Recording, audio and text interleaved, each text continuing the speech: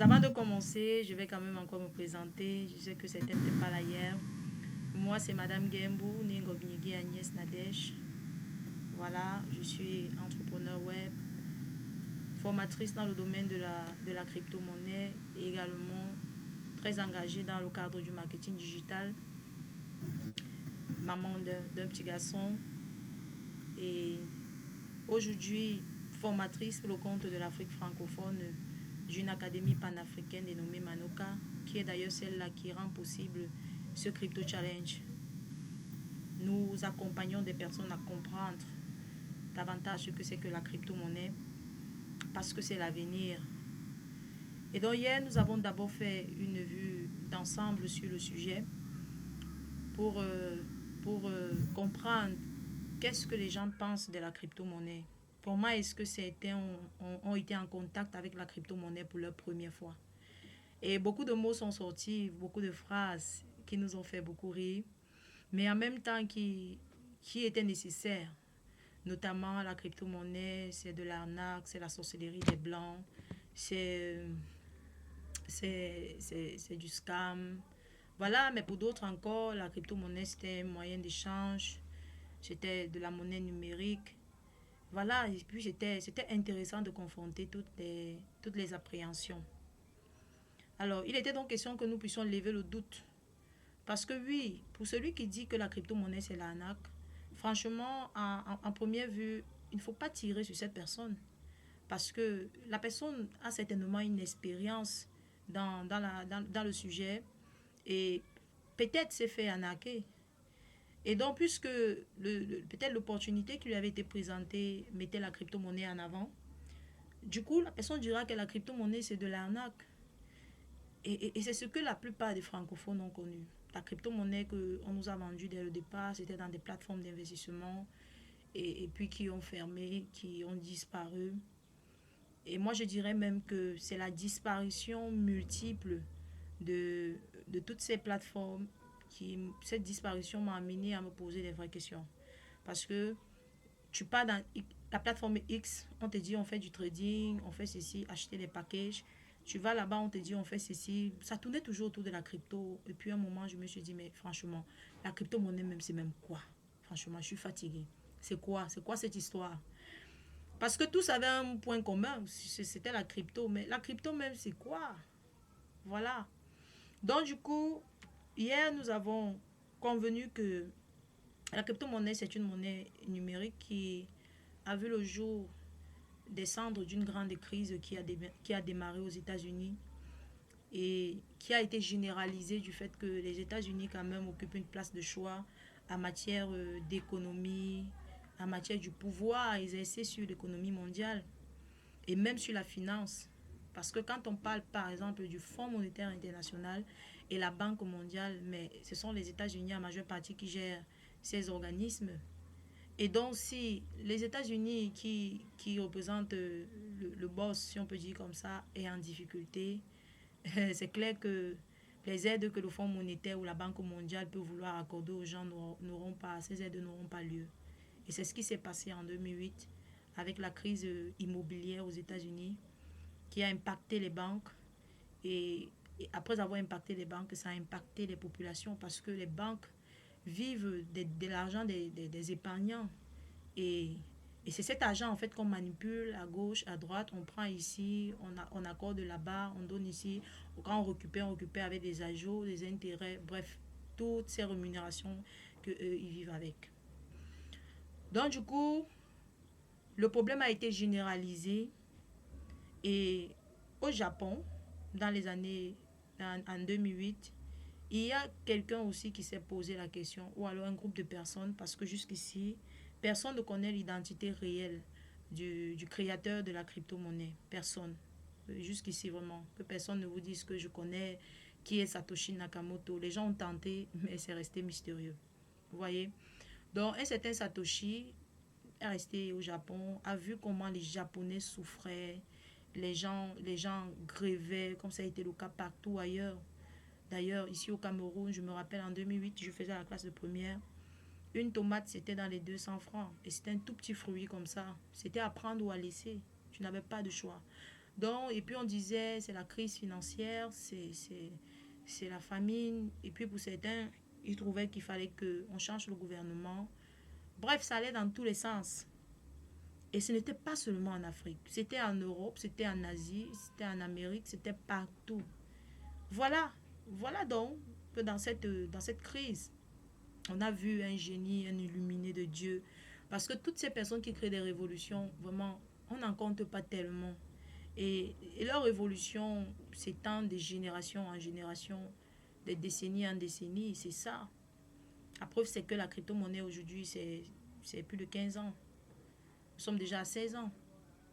Alors, donc, Satoshi, informaticien, parce que ça, c'est l'histoire qui raconte que c'est un informaticien ou que ce personnage avait des compétences en informatique, savait ce que c'est que la cryptographie et savait que la cryptographie qui est là de crypter, de coder les informations, avait cette possibilité de rendre secret, de coder, de codifier les informations, de sorte que seuls les initiés puissent décrypter en fait de quoi il est question.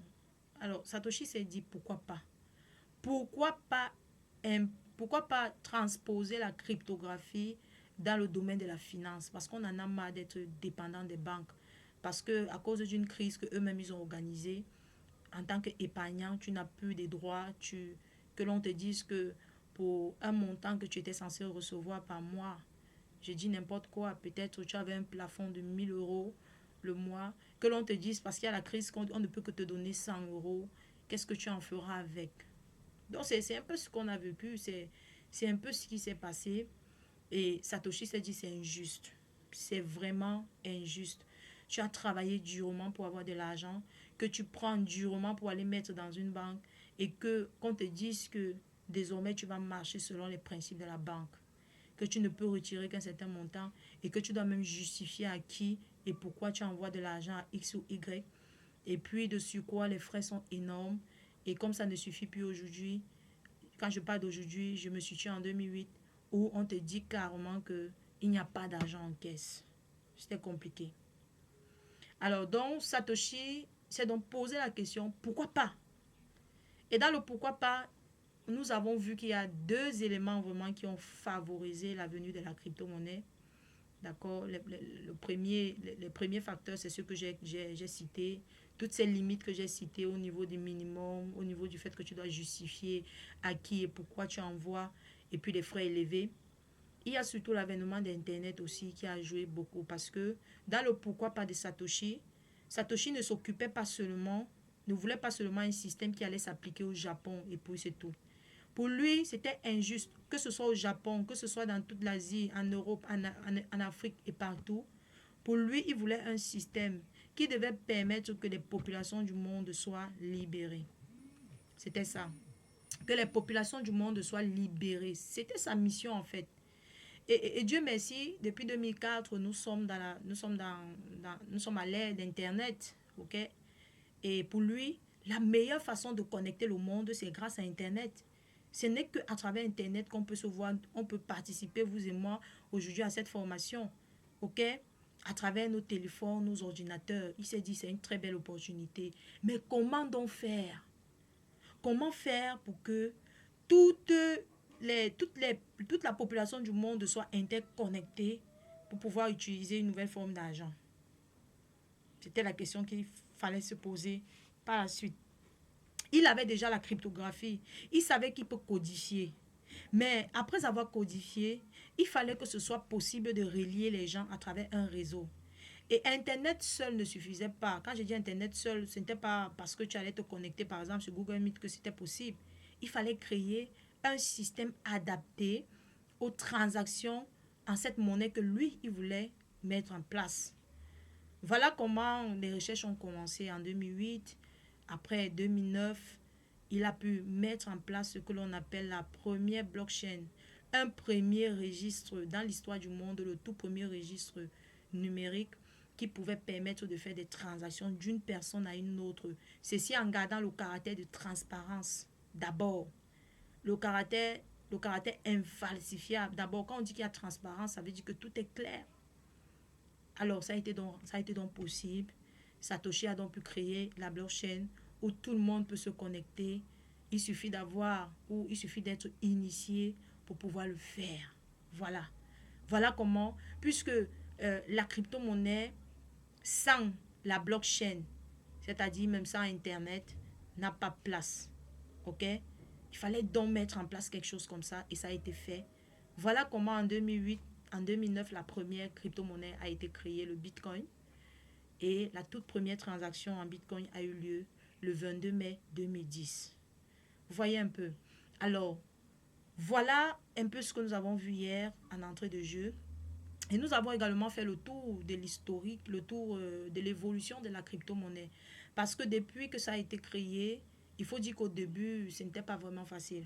C'était pas facile. Nous avons vu ceux qui suivent l'actualité, la manière avec laquelle les États-Unis et la plupart des gouvernements du monde, les régulateurs, ont tiré sur la crypto-monnaie.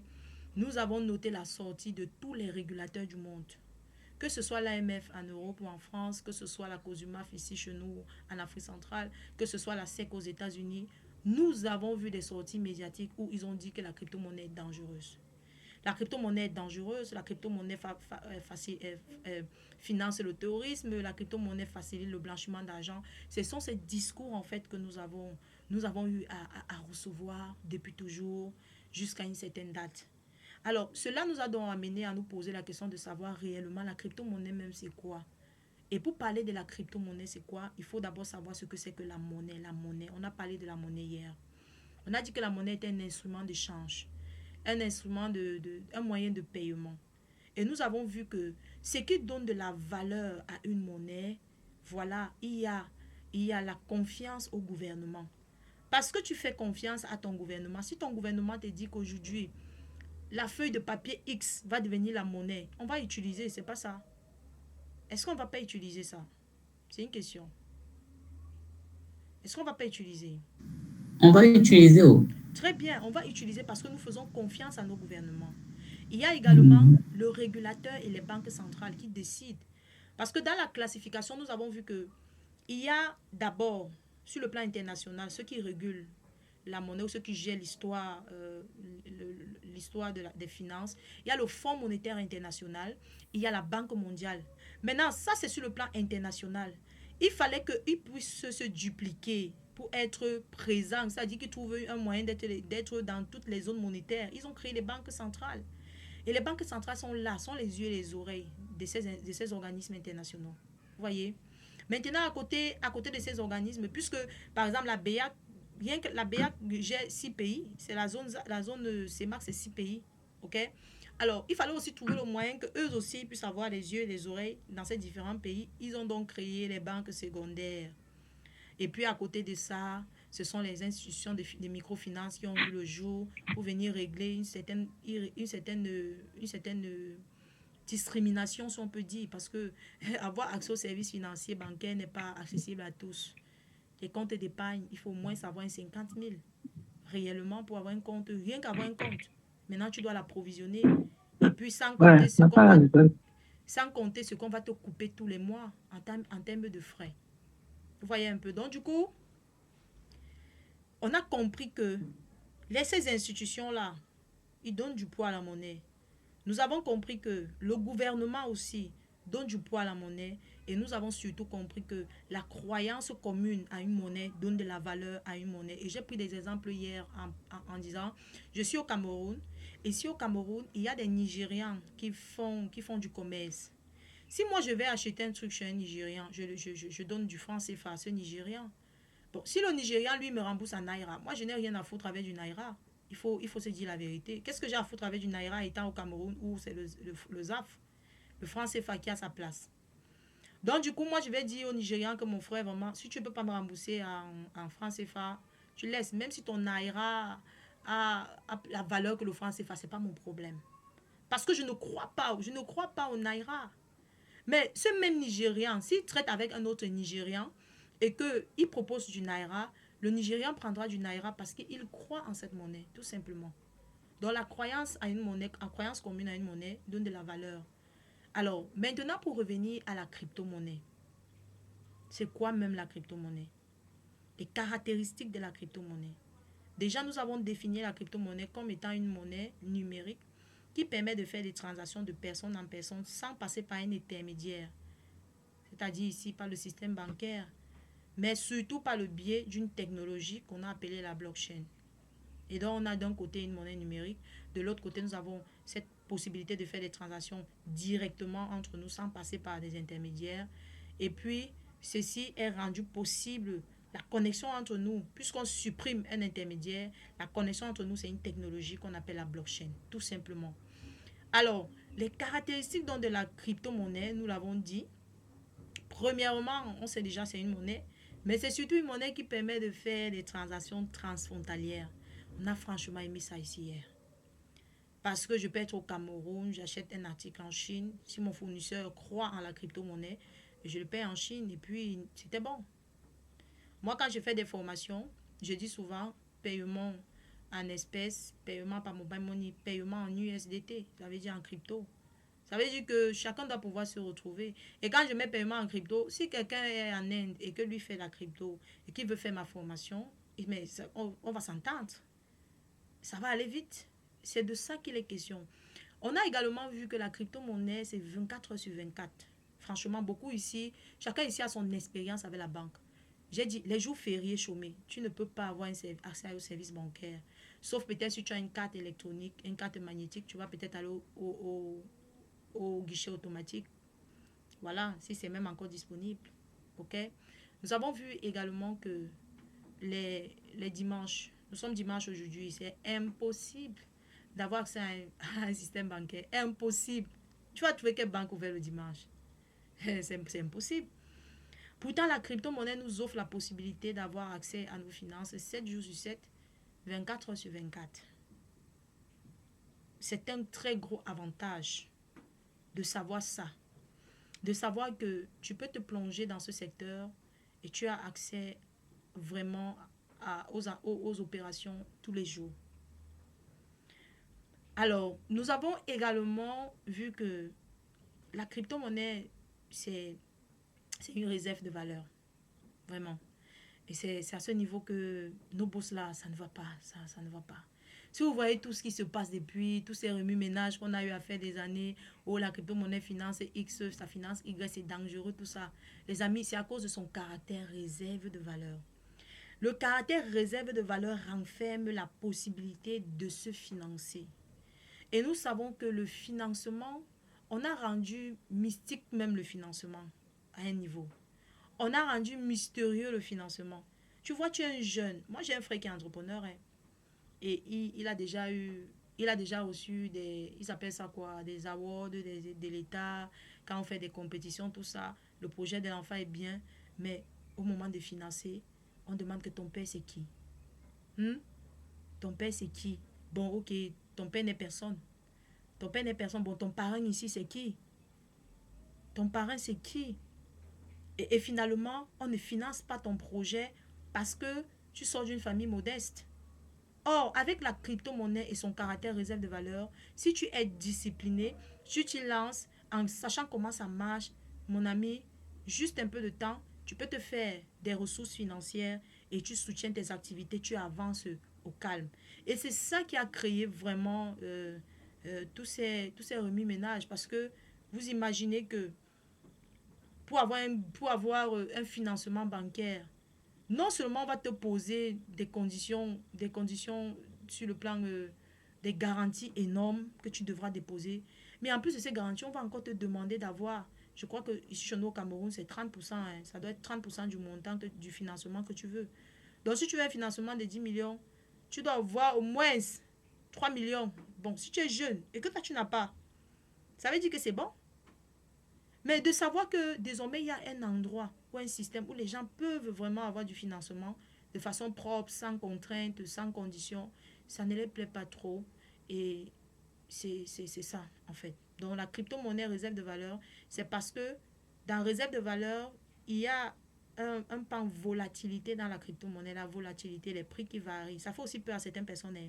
Quelqu'un va te dire, non, moi je ne veux pas faire la crypto parce que ce matin tu peux te lever le bitcoin à 10 000 $. Après le matin, tu te lèves, après à midi, dans l'après-midi, le même bitcoin est à 5 000 $. Et puis le soir, c'est à 15 000. Vraiment, cette histoire que moi, je ne maîtrise pas. Et non, je préfère ne pas me frotter en fait. Or, c'est dans cette volatilité que se trouve même la clé. C'est dans cette volatilité que se trouve la clé. Si tu comprends la volatilité de la crypto et tu sais comment te positionner, franchement, tu n'auras rien à envier vraiment à d'autres personnes. Voilà.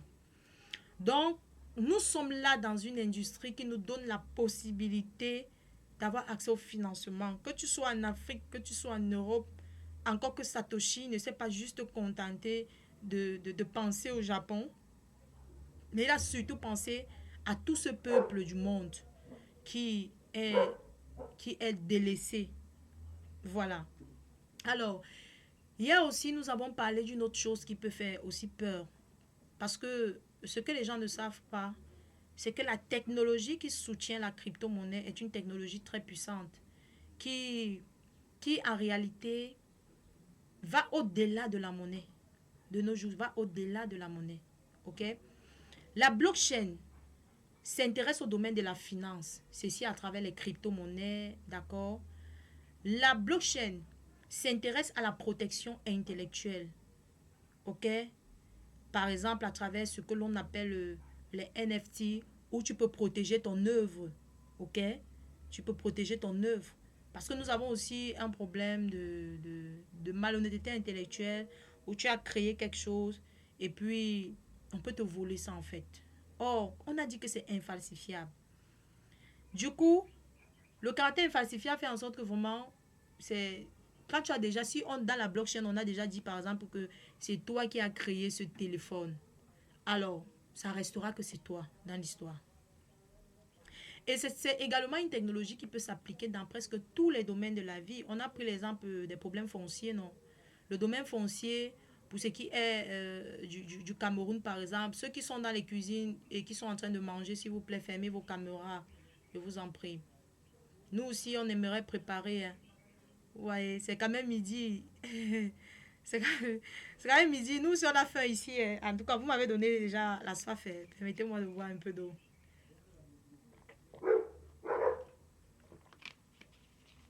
Merci, fermons les caméras, s'il vous plaît. Christelle et maman Sandrine, fermez les caméras. Fermez les caméras, écoutez-moi seulement. Et la caméra, maman, tu vas voir un truc qui a une petite queue comme ça, comme le poisson là. C'est ça la caméra. Tu cliques dessus pour fermer. Et de temps à autre, il y a mon voisin d'à côté là qui fait assez de bruit. Le chien du voisin. Bon, ils vont nous perturber un peu, mais on va faire avec. Alors, je disais donc que... Merci. Je disais donc que la blockchain peut être expérimentée partout. Partout. Le domaine foncier, pour ce qui est du Cameroun, vraiment, ici, on a les doubles ventes, les triples ventes. Ça dit, tu achètes un terrain. Le même terrain a 3 titres fonciers. Le même terrain a 10 acheteurs, 10 propriétaires. Pas les copropriétaires, les propriétaires. Vous voyez que c'est compliqué. Donc, on a vu ça. Et hier aussi, nous avons parlé des débouchés dans ce domaine. Parce que de plus en plus, quand on a fait le tour du monde, on a vu que plusieurs pays dans le monde sont en train de s'aligner, en commençant par les États-Unis qui ont validé d'ailleurs le Bitcoin en février dernier. Nous avons vu le Salvador également, qui est d'ailleurs le premier pays à l'avoir fait. Nous avons la Centrafrique voisine ici qui l'a fait aussi. Et nous avons comme ça beaucoup de pays. Tous ces pays sont en train de se positionner. Au Cameroun, le ministère des Finances a annoncé en décembre qu'ils sont en train de travailler sur une taxe qui sera applicable à la crypto. Donc du coup, il est temps de prendre conscience que c'est un domaine qui n'est plus là pour rentrer en arrière. Parce que lorsque les boss, nos boss là, lorsque le gouvernement, les grandes banques, le système traditionnel financier s'intéressent à un secteur d'activité, ils ne viennent pas pour nous faire plaisir. Hein. Ce n'est pas pour notre... Ce n'est pas pour... Christelle, s'il te plaît, ferme ta caméra, je t'en prie.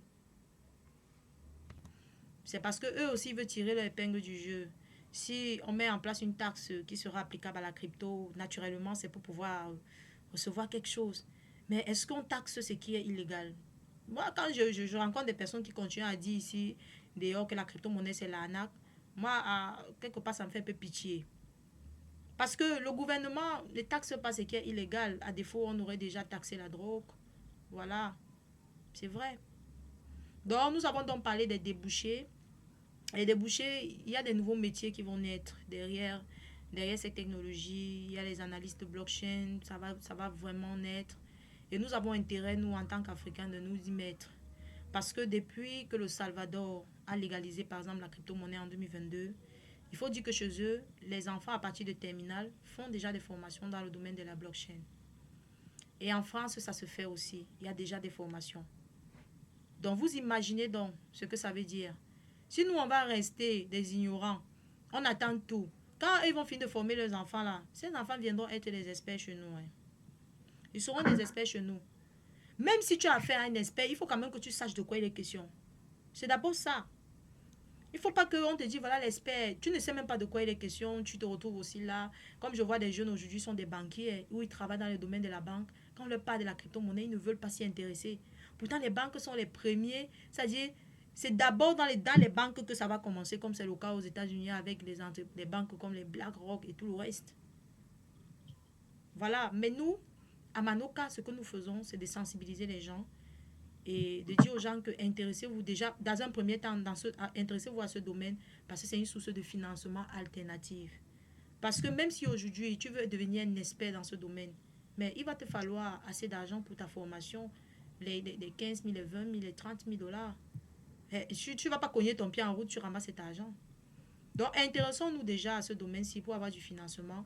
Et l'Afrique a besoin de se développer dans plusieurs secteurs. Le domaine d'abord agricole, agro-pastoral en général, pour dire agriculture, élevage, transformation, c'est encore embryonnaire. On a besoin d'argent pour ça. On a besoin d'argent pour renforcer l'éducation et tout le reste. Donc, et puis chacun de nous ici doit avoir un projet. Si tu as un projet et que depuis tu hésites, parce que quand tu regardes devant, tu regardes derrière, tu te dis, mais donc, je ferai comment pour avoir ce financement? Dis-toi que c'est possible. Alors, donc, hier également, nous avons parlé des portefeuilles crypto.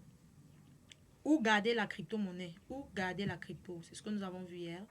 Nous avons expliqué que la crypto-monnaie étant de l'argent, ça doit être gardé dans un endroit idéal qu'on a appelé des portefeuilles crypto ou des exchanges.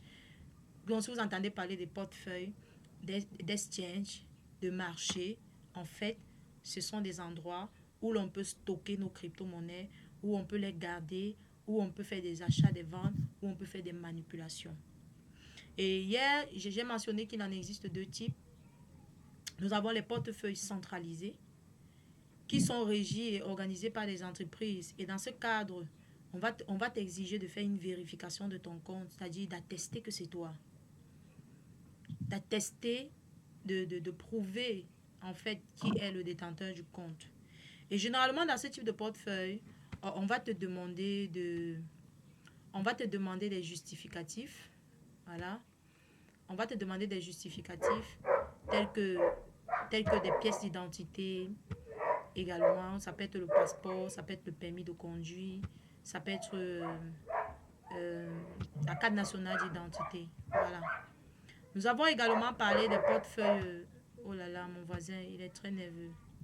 Nous avons également parlé des portefeuilles. Nous avons donc des portefeuilles centralisés. L'utilisation d'un portefeuille, c'est en 3 étapes. Il y a 3 étapes à franchir avant de commencer à utiliser. Vraiment, c'est 3 étapes. Et faisons les efforts de ne pas briser, de ne pas brûler les étapes. La première étape, c'est la création du compte. Il faut pouvoir créer. Et pour créer un portefeuille centralisé, généralement, on va te demander une boîte email. On va te demander une boîte email, on va t'inviter à te créer un mot de passe, ce que tu devras faire. OK?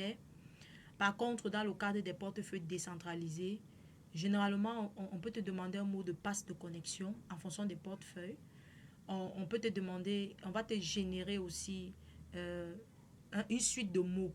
Ça peut être 24 mots, ça peut être 12 mots à conserver précieusement. Alors, ça, c'est l'étape de création. Maintenant, à l'étape de sécurité, c'est l'étape 2, hein, la sécurité d'un portefeuille. Alors, la sécurité du portefeuille a pour rôle de sécuriser, excusez-moi la tautologie, ou alors de protéger, voilà, de protéger tes actifs que tu mettras dans ce portefeuille. Parce que beaucoup de personnes, je l'ai vu avec certaines personnes qui m'avait écrit à un moment, me dit, leader, j'ai créé mon portefeuille L-Bank. L-Bank qui est un portefeuille centralisé. Et un bon matin, j'ai acheté les monnaies. Les mesures de protection visent à te signaler, à te donner des alertes chaque fois que il y aura peut-être quelqu'un ou une action voudra se faire dans ton compte. Et ces mesures de sécurité sont donc multiformes. Certains portefeuilles, par exemple pour les cas des portefeuilles centralisés, on va te demander de créer un mot de passe de transaction. De sorte que si on veut faire une transaction de manipulation d'argent, que ce soit achat, retrait, on va exiger ce mot de passe. On va te demander d'insérer un numéro de téléphone ou une boîte email. On va te demander aussi de mettre, par exemple, l'empreinte digitale. Certains aiment bien cette mesure de sécurité. Ou alors, un code anti-hameçonnage. Le code anti-hameçonnage, c'est quoi? C'est un petit code que toi-même, tu vas définir. Toi-même, tu définis. Et ça te permet d'authentifier les mails officiels de la plateforme. Parce que tu peux recevoir un mail. On a écrit, Binance a eu ça à une époque où les gens avaient créé des mails. Les gens, quand tu recevais le mail, tu voyais Binance. Mais pourtant, ce n'est pas Binance. Et les gars t'invitaient à te connecter à ton compte à travers un lien qu'ils avaient envoyé. Et si tu le faisais, ils pirataient ton compte. Vous voyez un peu? Alors, le code anti-hameçonnage, lorsque c'est présent dans une plateforme, c'est pour te permettre que lorsque la plateforme t'envoie le message, ce mail, dans ce mail, tu dois retrouver le code anti-hameçonnage quelque part, en haut, au milieu ou en bas. Si tu ne retrouves pas le code anti-hameçonnage, tu sais directement que ça, ce sont les pirates. C'est ça le rôle du code anti-hameçonnage. Tu peux également utiliser un autre niveau de vérification avancée. Le Google Authenticator, c'est une application de haute sécurité que tu télécharges dans Play Store ou App Store et que tu rattaches à ton portefeuille. Voilà les mesures de sécurité pour les portefeuilles centralisés. Maintenant, pour les portefeuilles décentralisés, généralement, ce sont les codes PIN. C'est un code PIN qu'on va te demander de créer. Pour certains portefeuilles, c'est un code à 6 chiffres. Pour d'autres, c'est un code à 4 chiffres. Voilà. Et aussi, d'autres, c'est l'empreinte digitale. Ça, c'est la deuxième étape. Donc, après création, tu fais d'abord la sécurité. Et il faut dire que la sécurité, les différents rubriques de sécurité vont être différentes d'une plateforme à une autre plateforme. Binance, par exemple, n'a plus le code anti-hameçonnage parce qu'ils sont déjà passés à un autre niveau de sécurité qui est le code de ton téléphone. Vous comprenez ça? Ça veut dire que quelqu'un vole ton téléphone d'abord. S'il ne parvient pas à le déconnecter, il ne pourra pas accéder. Il y a le niveau de sécurité téléphone qu'ils ont ajouté. Ok? Par contre, sur d'autres plateformes, il y a le code anti-hameçonnage. Binance aussi n'a pas le mot de passe de trading. Un deuxième mot de passe, le mot de passe de fonds. Par contre, d'autres portefeuilles en ont. Ok? Alors voilà, c'est juste pour que vous ne soyez pas figé. Si demain vous vous retrouvez dans un portefeuille centralisé, que vous vous dites non, le coach avait dit c'est ceci, et puis tu ne retrouves pas un élément, tu commences à stresser. J'espère que c'est clair pour tout le monde. Est-ce que c'est clair? Non. C'est bon pour tout le monde? C'est clair. Excellent. Alors maintenant, le dernier niveau, c'est la vérification. Et la vérification ne se fait que dans les portefeuilles centralisés, je l'ai dit, parce que les portefeuilles centralisés sont gérés par une entité. Et le fait que ce soit géré par une entité, l'entité veut savoir exactement l'identité du propriétaire du compte. Raison pour laquelle tu seras soumis à faire une étape de vérification où on va te demander d'insérer à un niveau tes informations comme ton nom, ton adresse, et puis joindre une pièce officielle qui peut être le permis de conduire, le passeport ou alors la carte nationale d'identité. Voilà les 3 pièces qui sont valides pour la plupart des portefeuilles. Même si j'avais eu à rencontrer une plateforme qui donnait la possibilité de le faire aussi avec la carte de résidence, mais c'est très peu répandu.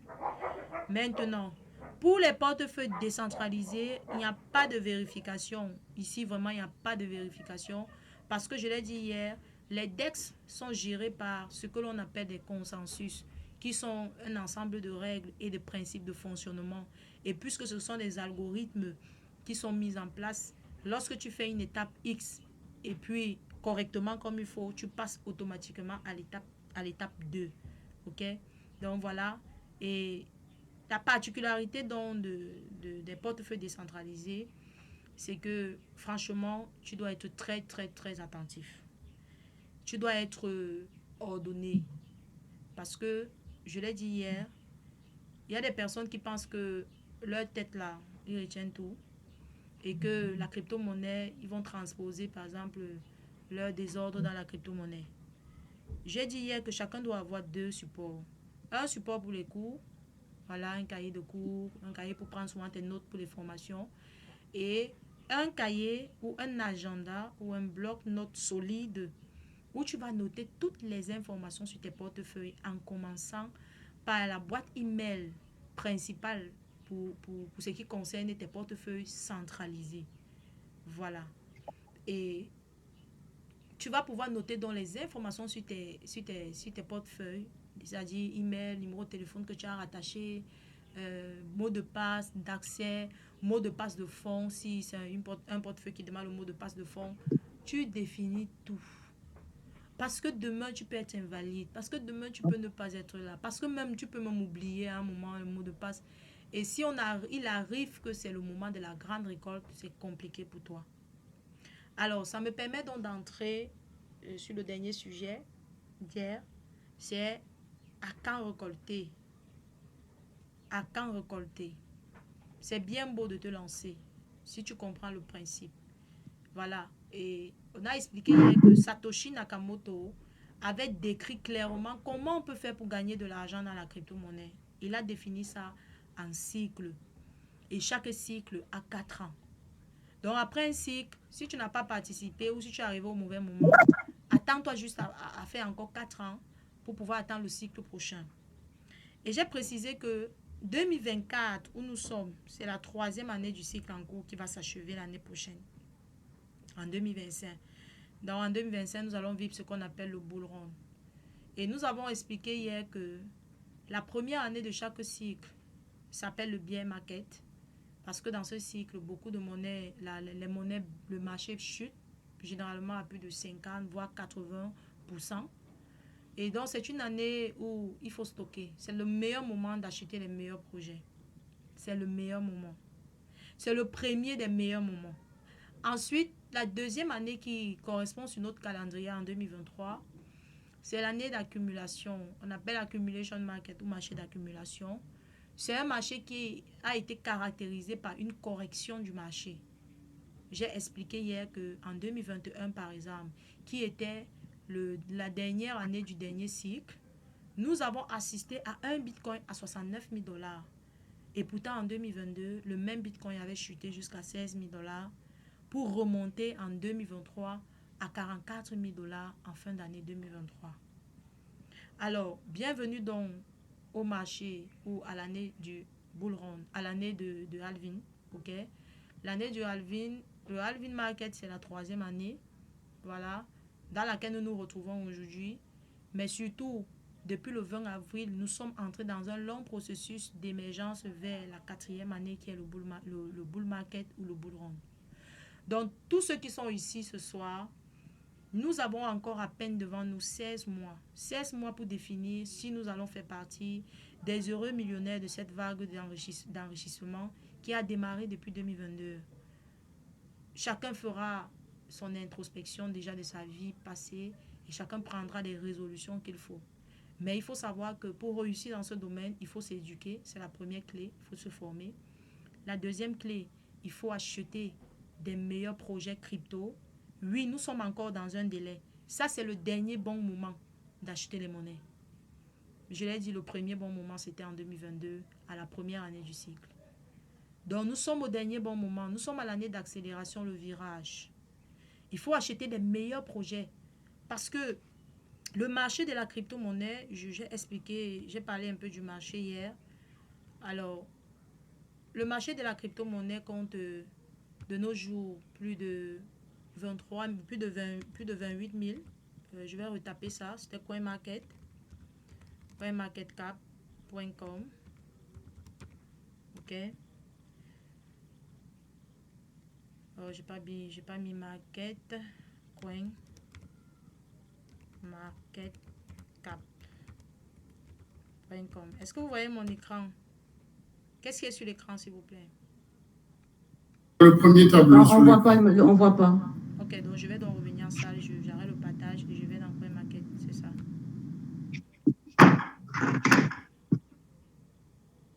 J'arrête le partage. Je relance à nouveau le partage. Ok. Chrome. Ok.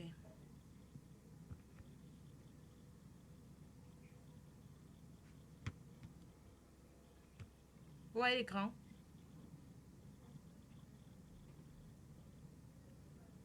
Oui, on voit. Très bien. Alors, ça, c'est la bourse des cryptos. Ici, on retrouve les monnaies qui sont déjà rendues publiques. Et CoinMarketCap n'est pas le seul espace boursier, mais c'est le plus répandu. Nous avons également CoinGecko, nous avons CoinCheckup. Ok? Mais CoinMarketCap, c'est le plus répandu des marchés où l'on retrouve tellement d'informations. Regardez vous-même. Vous voyez crypto ici, j'ai mis le curseur crypto. Non, moi je vois rien. Oui, crypto tout en haut. Crypto 2,4 M là. Ok, très bien. La personne qui ne voit pas, c'est ton réseau, papa. Alors, devant crypto, vous voyez 2,4 M. Là, c'est plus, ils disent plus de 24 000 crypto-monnaies qui existent. Ok. Vous voyez Exchange. Vous voyez Exchange? Oui. Très bien. Nous avons plus de 782 exchanges, dont les portefeuilles dans lesquels vous pouvez acheter vos monnaies. C'est plus de 700. Le gros challenge aussi est même de savoir dans quel exchange. Parce que aussi, dans les exchanges, il y a les exchanges et les exchanges. Alors maintenant, regardez un peu. Market cap. La market cap ou alors, comment on appelle encore ça? Disons la market cap, c'est, ou la capitalisation boursière, c'est une autre appellation. La market cap ou la capitalisation boursière, c'est tout simplement le volume des transactions faites dans le domaine de la crypto depuis le lancement de ce secteur. Nous avons plus de 2 trillions de dollars. Ça, c'est le volume de toutes les transactions en crypto-monnaie. Et puis les gens disent qu'il n'y a pas d'argent dans la crypto-monnaie. Plus de 2 trillions. Maintenant, regardons le volume. Vous voyez vol, 24 vols. Ouais, 24 vols. Oui. 31 milliards de dollars. Hein? En 24 heures. En 24 heures. Donc l'argent qui circule dans ce domaine-là en 24 heures. Les amis, voilà ça.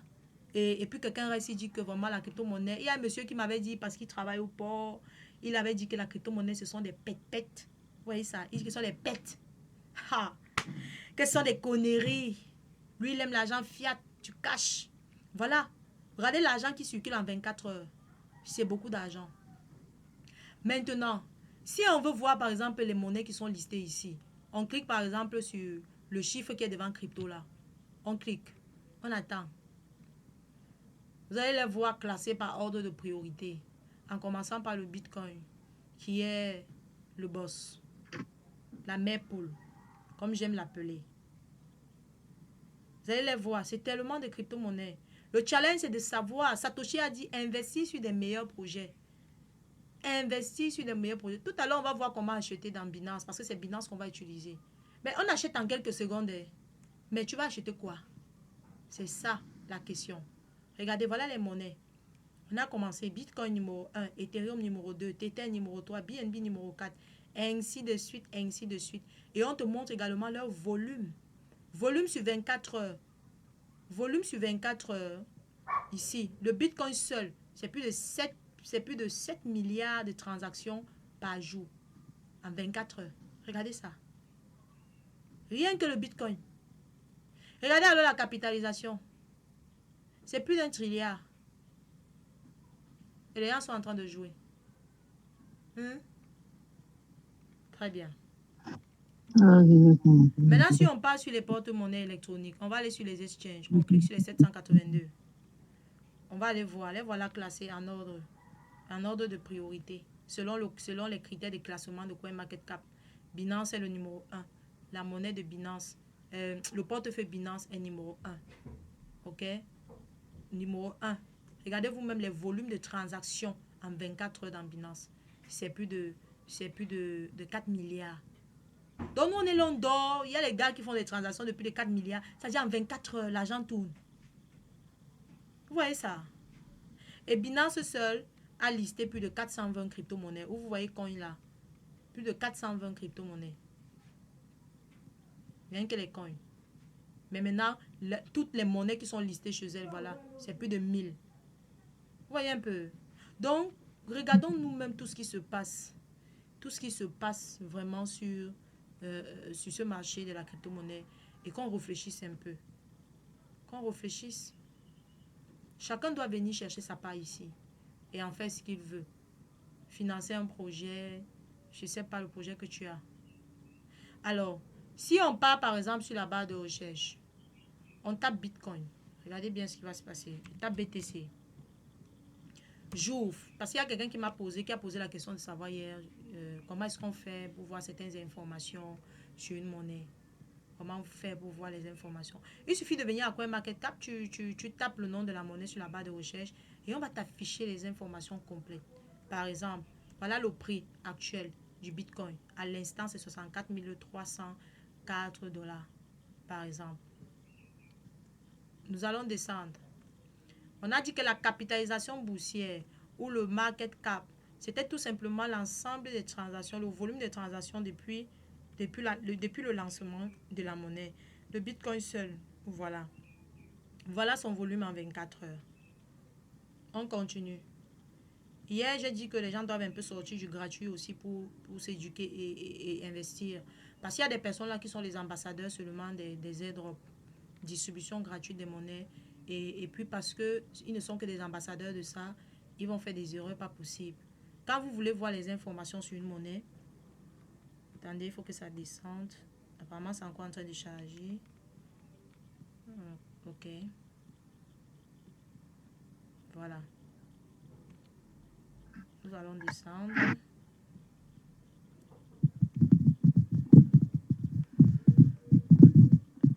OK. On va cliquer sur marché. Si je clique sur marché, je peux voir dans tout, voilà les marchés, non, les portefeuilles où on peut acheter de Bitcoin. Dans Binance, dans Coinbase. Le Bitcoin est disponible dans tous les 782 là. C'est disponible. OK. Maintenant, bon, ça ne veut pas descendre. Je vais un peu actualiser la page. Je vais actualiser la page.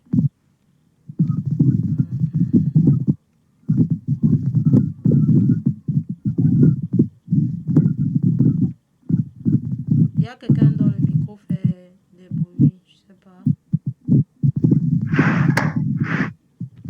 OK.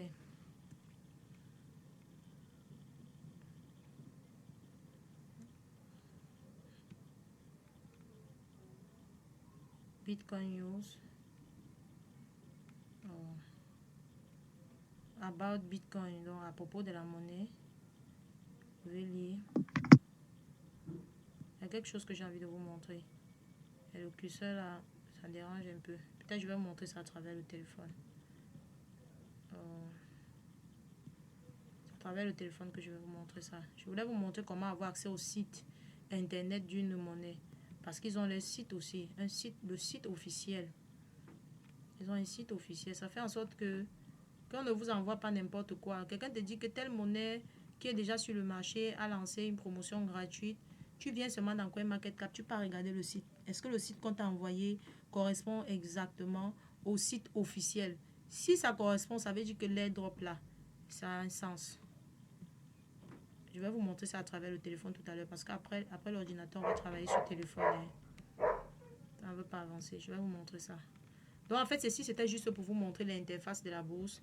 Comment avoir accès aux différentes monnaies, voir le volume de transactions qui se passent dans ce domaine Et puis, vous pourrez maintenant entrer de vous-même, vous parcourir, vous consulter, vous voyez. Ça dit que faites vous-même entrer, voyez ce que ça fait, ce que ça donne.